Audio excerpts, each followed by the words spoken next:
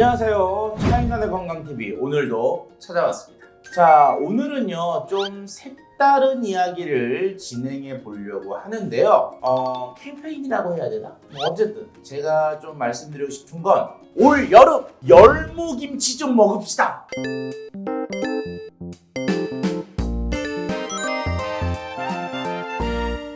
자, 이렇게 말씀을 드리면 열무가 여름에 좋지. 그래, 열 내리는 데는 열무김치만한 게 없다 라고 생각하시는 분들이 있을 텐데요. 열무가 여름에 어떤 효능이 있는지하고는 전혀 상관없는 얘기입니다.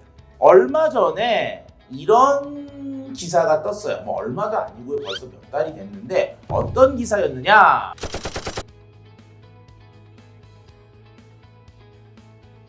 자, 바로 이 내용입니다. 자, 학교 급식에 사용된 열무김치 속에서 아주 조그만한 사이즈의 개구리가 나왔죠. 그걸 보고 결과적으로 놀랐죠, 사람들이. 왜냐면 생각해보세요. 내가 열무김치를 딱 먹으려고 하는데 거기 뭔가 이렇게 녹색의 조금은 낯선 모습이 있는데 그게 딱 보니까 개구리야. 그걸 보고 개구리네? 그러고 이렇게 할 사람 솔직히 몇 명이나 있겠습니까? 저도 아마 그 상황이었으면 좀 놀랐을 거라고 봐요. 이 일이 있고 나서 두 번이 있었대요. 앞에 한 번 있었고 한 보름 정도 있다가 또 한 번 나오고 나서 학교 급식에서 열무김치를 뺐다라고 하는 그런 기사 내용이 났습니다. 제가 이 기사 내용을 보고 올해 열무김치 좀 먹자라는 말씀을 드리는 거예요. 자, 이유는 뭐냐? 열무김치에서 개구리가 나와서 그것 때문에 학교 급식에 열무김치가 들어가지 않으면 그 열무김치를 이제부터 안 만들면 된다가 아니고요. 그 학교 급식을 바라보고 만들었던 열무김치들은 판매처를 잃어버리고 폐기를 해야 됩니다. 왜? 김치라고 하는 것이 통조림처럼 2년, 3년 동안 계속 둘 수가 있는 건 아니고요. 길어야 한 달, 2달 정도 이렇게 보관할 수 있는 것 정도의 식품인데 학교 급식이 굉장히 많은 양의 열무김치를 사용할 수 있거든요. 왜냐면 학교가 많잖아요. 그런데 하루아침에 그거의 공급처가 없어져 버리면 열무김치를 만드는 분들은 어쩔 수 없이 큰 손해를 입을 수밖에 없습니다. 자, 이렇게 말씀을 드리면 내가 열무김치를 먹던 안 먹던 학교 급식에 열무김치를 쓰던 안 쓰던 그게 큰 무슨 상관이냐? 나는 나의 권리를 주장했는데 라고 이야기하시는 분이 있습니다. 네, 물론 맞으세요. 먹고 안 먹고에 대해서는 나의 책임이다. 나의 선택이니까, 나의 권리니까. 하지만 이렇게 열무김치라고 하는 것을 제 기억 속에는 제가 아주 어렸을 때도 열무김치를 먹었고 얼마 전에도 열무김치를 먹었고 또 앞으로도 열무김치를 먹게 될 텐데 이런 사건 하나 때문에 우리나라에 있는 열무김치 업체들이 이렇게 한번 쿵 하고 충격을 받으면 그 업체들이 이 다음부터는 어떻게 되느냐? 열무를 안 만들기 시작합니다. 왜냐하면 위험에 대한 것을 한번 당했기 때문에 안 만들기 시작해요. 그러면 어떻게 되느냐? 열무 김치값이 올라가기 시작하겠죠. 즉 먹고 안 먹고라고 하는 것은 소비자의 권리고요. 그 권리를 행사하는 건 당연하지만 그 행사를 어떻게 하느냐에 따라서 내가 조금 더 저렴하게 맛있는 음식을 먹을 수도 있고 오히려 똑같은 음식을 더 많은 돈을 주고 먹을 수도 있다는 거죠. 결과적으로는 이런 사건이 터지면 저는 개인적으로 그 음식들을 조금 드셔주십시다 라고 말씀을 드리는 게 왜? 그래야 그분들이 다시 마음을 모으고 힘을 모아서 다시 다른 식품을 계속 만들어 줄 수가 있는 거거든요. 아직까지도 저의 의도를 잘 이해를 못 하시는 분이 있을 거라고 봅니다. 자, 한 가지 더 여기서 말씀드리고 싶은 건 옛날에 제가 중학교 1학년? 초등학교? 아주 오래전이죠. 그때 우리나라에 유기농이라는 개념이 처음으로 소개가 됐어요. 모르시죠? 왜냐하면 이게 제가 5학년인데 유기농이라는 말을 언제부터 들었냐 라고 말씀을 드리면 대부분의 분들은 어렸을 때부터 있었는데요 라고 얘기를 하세요. 피디님 언제부터 유기농이라는 말 들어봤어요? 그쵸? 초등학교 때 뭘 말 배우고부터지 뭐 나중에 이게 이제부터 유기농이라는 말이 있구나라는 것보다 더 어렸을 때부터 유기농이 있었습니다. 그때 우리나라에 처음으로 유기농이라는 개념이 일반적인 사람들에게 알려지면서 문제가 당연히 터졌죠. 뭐냐? 농약과 비료를 마음대로 쓴 제품을 유기농으로 탈바꿈해서 파는 사람들이 있었겠죠. 당연히 있지 않겠어요, 그때? 왜? 유기농은 2배 막 비싸게 팔려. 근데 나는 유기농 때문에 내 제품이 안 팔려. 비료를 쓰고 농약을 친 게. 그럼 어떡하겠어요? 요거를 유기농이라고 이름만 바꾸면 2배로 팔릴 수 있으니까 못된 마음을 먹는 사람들이 생기겠죠. 자, 그때 유기농이냐 유기농이 아니냐를 구분하는 방법이 혹시 뭐였는지 아십니까? 배추벌레였어요. 배추벌레가 있으면 유기농이다.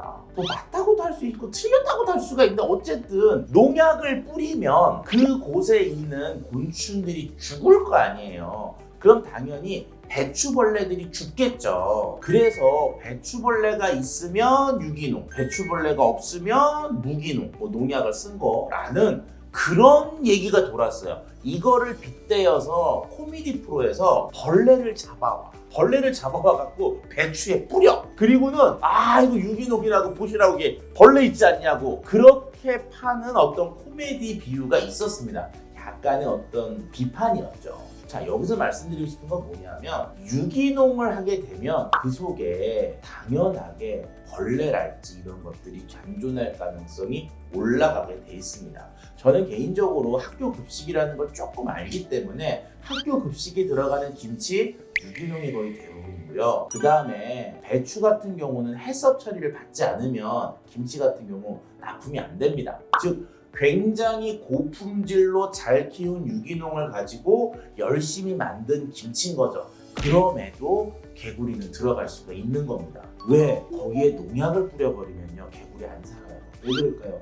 배추에 열무에 벌레가 없으면 개구리도 먹고 살 게 없잖아요. 갈 이유가 없는 거죠. 가면 농약 때문에 죽는데. 그래서 그 개구리가 나왔다는 것만 놓고 봤을 때는 그 열무를 유기농으로 잘 키웠구나 라고 저는 개인적으로 생각을 합니다. 물론 그 개구리를 거기에 들어가지 않도록 관리하는 게 중요하지만 이게 열무라고 하는 거는 배추하고 또 달라서 배추는 어떻게 해요? 껍질을 막 여러 개 벗긴다는 거죠. 하지만 열무는 그런 과정하고 조금 다르거든요. 그래서 조그마한 개구리 같은 게 들어갈 수 있냐는 거에 대해서 저는 충분히 그럴 가능성 있다라고 보거든요.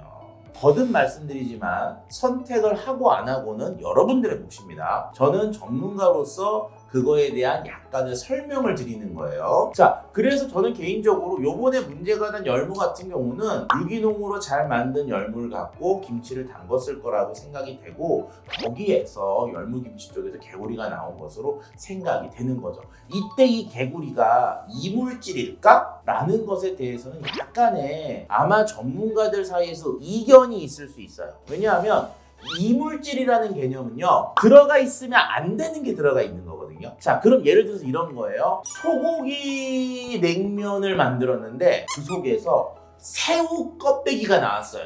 이물질이죠. 왜? 소고기 육수인데 새우 껍질이 나왔어요. 이건 이물질이 맞아요. 자, 그런데 제가 새우죽을 끓였는데 그 새우죽 속에 새우 껍질이 나왔어요. 이물질일까 아닐까? 이건 이물질이 아니라는 거예요. 왜?